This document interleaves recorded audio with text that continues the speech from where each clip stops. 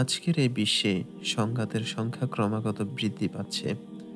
প্রযুক্তির উন্নতি এবং সামরিক শক্তি বৃদ্ধি একদিকে মানুষকে আধুনিকতার শীর্ষে নিয়ে যাচ্ছে, আবার অন্যদিকে এই শক্তি পৃথিবীকে ধ্বংসের দ্বারপ্রান্তে ঠেলে দিচ্ছে।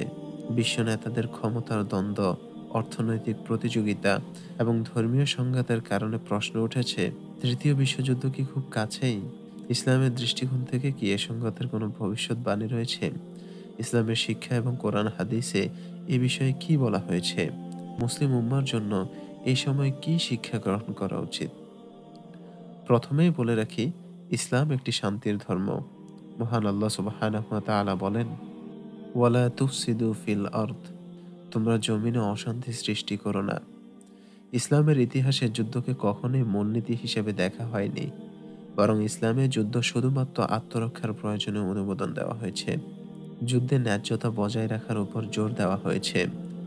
পবিত্র কোরআনে আল্লাহ সুবহানাহু ওয়া তাআলা বলেন, ওয়াকাতিলু ফি সাবিলিল্লাহিল্লাযীনা ইউকাতিলুনাকুম ওয়া লা তা'তাদু ইন্নাল্লাহা লা ইউহিব্বুল মু'তাদিন।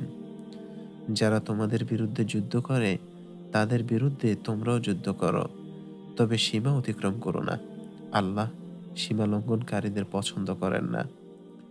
তৃতীয় বিশ্বযুদ্ধ যদি সংগঠিত হয়, তবে এটি একটি অমানবিক যুদ্ধ হবে, যেখানে সীমালঙ্ঘন হবে সর্বোচ্চ মাত্রায়। ইসলামে মালহামাল কোবরা নামে একটি বিশাল যুদ্ধের কথা উল্লেখ করা হয়েছে। এটি হবে শেষ জামানার একটি মহাযুদ্ধ, যেখানে মুসলিমরা রোমান অর্থাৎ বর্তমান পশ্চিমা শক্তি এবং তাদের মিত্রদের বিরুদ্ধে লড়াই করবে। রাসূল সাল্লাল্লাহু আলাইহি ওয়াসাল্লাম বলেছেন, তোমরা রোমানদের সাথে একটি বড় যুদ্ধ করবে, তখন 2/3 মানুষ ধ্বংস হয়ে যাবে। এই যুদ্ধ হবে এতই বিধ্বংসী যে এর ধ্বংসযজ্ঞের মাধ্যমে পৃথিবীর ক্ষমতার ভারসাম্য সম্পূর্ণরূপে পরিবর্তিত হবে। বর্তমানে বিশ্ব পরিস্থিতি মালহামাল কোবরার দিকে ইঙ্গিত করছে।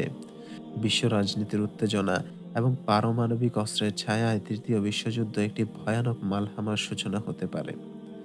মালহামাল কোবরার পরে দাজ্জাল আবির্ভূত হবে। হাদিসে দাজ্জালের আগমন এবং তার চক্রান্ত সম্পর্কে বর্ণনা করা হয়েছে। রাসূল সাল্লাল্লাহু আলাইহি ওয়াসাল্লাম সহিহ মুসলিমের একটি বর্ণনায় বলেন, দাজ্জালকে যত বড় ফিতনা বলা হয়েছে, এমন ফিতনা আগে কেউ কখনো দেখেনি। সে মিথ্যা শিক্ষা দিয়ে মানুষদেরকে বিভ্রান্ত করবে। তবে আসার কথা হলো, শেষ জামানায় ইমাম মাহদির নেতৃত্বে মুসলিমরা একত্রিত হবে। ইমাম মাহদি আলাইহিস সালাম মুসলমানদের ঐক্যবদ্ধ করে দাজ্জাল এবং তার অনুসারীদের বিরুদ্ধে বিজয় অর্জন করবেন। তৃতীয় বিশ্বযুদ্ধের পেছনে সবচেয়ে বড় কারণগুলোর মধ্যে রয়েছে বিশ্ব শক্তির মধ্যকার দ্বন্দ্ব। রাশিয়া ইউক্রেন যুদ্ধ, এই যুদ্ধ শুধু দুটি দেশের মধ্যে সীমাবদ্ধ নয়, এর পেছনে রয়েছে ন্যাটো এবং পশ্চিমা শক্তির হস্তক্ষেপ। চীন তাইওয়ান উত্তেজনা, চীন এবং আমেরিকার মধ্যে আধিপত্য বিস্তারের লড়াইও বিশ্বযুদ্ধের সম্ভাবনা বাড়াচ্ছে। মধ্যপ্রাচ্যের পরিস্থিতি, মুসলিম বিশ্বে ক্ষমতার লড়াই এবং পশ্চিমা শক্তির আগ্রাসন এই সংকটকে আরও গভীর করছে। তৃতীয় বিশ্বযুদ্ধ যদি হয়, তবে এটি পারমাণবিক অস্ত্রের মাধ্যমে পরিচালিত হবে। এর ফলে মানবজাতির ধ্বংসের মাত্রা এতটাই ভয়াবহ হবে যে পৃথিবীর অর্ধেক জনসংখ্যা নিশ্চিহ্ন হয়ে যাবে।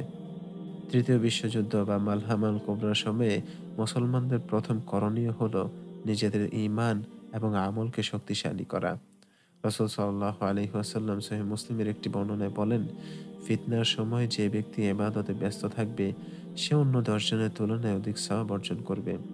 যুদ্ধ এবং ফিতনার সময় মুসলমানদের উচিত সঠিক সিদ্ধান্ত গ্রহণ করা।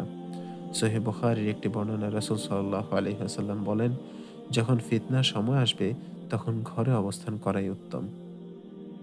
মুসলিম উম্মার জন্য সবচেয়ে গুরুত্বপূর্ণ হলো ঐক্যবদ্ধ থাকা। বিভেদ ও কলহ ভুলে মুসলমানদের একত্রিত হয়ে শান্তি প্রতিষ্ঠায় কাজ করতে হবে। বর্তমান পরিস্থিতি দেখে এটি একটি বাস্তব সম্ভাবনা বলে মনে হচ্ছে যে তৃতীয় বিশ্বযুদ্ধ আসন্ন।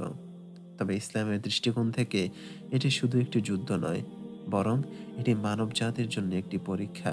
মুসলমানদের উচিত ফিতনার সময় ধৈর্য ধারণ করা, ঈমান ও আমল শক্তিশালী করা এবং ঐক্যবদ্ধ থেকে শান্তি প্রতিষ্ঠায় কাজ করা।